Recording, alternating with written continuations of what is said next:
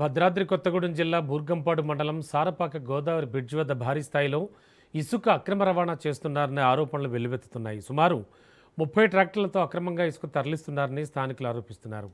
అక్రమ ఇసుక రవాణాను అడ్డుకునేందుకు వెళ్లిన సారపాక ఉప సర్పంచ్పై ఇసుక మాఫియా దాడికి పాల్పడింది. ఈ ఘటనతో గ్రామంలో ఉద్రిక్త పరిస్థితులు ఏర్పడ్డాయి.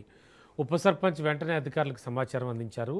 సమాచారం అందుకున్న పాల్వంచ డీఎస్పీ ఆదేశాల మేరకు బూర్గంపాడు ఎస్ఐ దేవ్ సింగ్ హుటాహుటిన ఘటనా స్థలికి చేరుకున్నారు. అక్కడ అక్రమంగా రవాణా చేస్తున్న 7 ట్రాక్టర్లను పోలీసులు సీజ్ చేసి స్టేషన్కు తరలించారు. అధికారుల అండదండలతో ఇసుక మాఫియా రెచ్చిపోతోందని, అడ్డొచ్చిన వాళ్లపై బెదిరింపులు జరుగుతున్నాయని స్థానికులు ఆరోపిస్తున్నారు.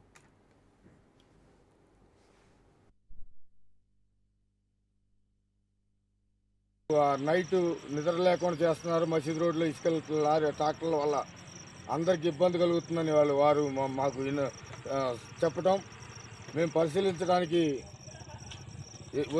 సాయంత్రం 9 గంటలకు రావటం, ఇసుక మాఫియా నా ఉప సర్పంచ్ అయిన నాపై దాడి చేయటం, బళ్ళల్లో కత్తులు పెట్టుకొని హత్యా ప్రయత్నం చేయటం, అవన్నీ నా దగ్గర ఎవిడెన్స్ ఫోటోలు ఇప్పుడు కూడా ఉన్నాయి.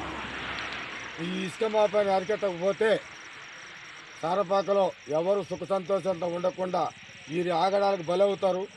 యువతని చెడు వ్యసనాలకు గురి చేస్తూ గంజాయి మత్తు పదార్థాలు ఇళ్లలో పెట్టుకొని డ్రైవర్లకి మత్తు మందులు సప్లై చేస్తూ ఈ ఇసుక మాఫియా చేస్తున్న అరాచకాలకు అడ్డుకట్ట వేయకపోతే జరగబోయే పరిణామాలకు పోలీసు వారు, రెవెన్యూ వారు బాధ్యులవుతారు.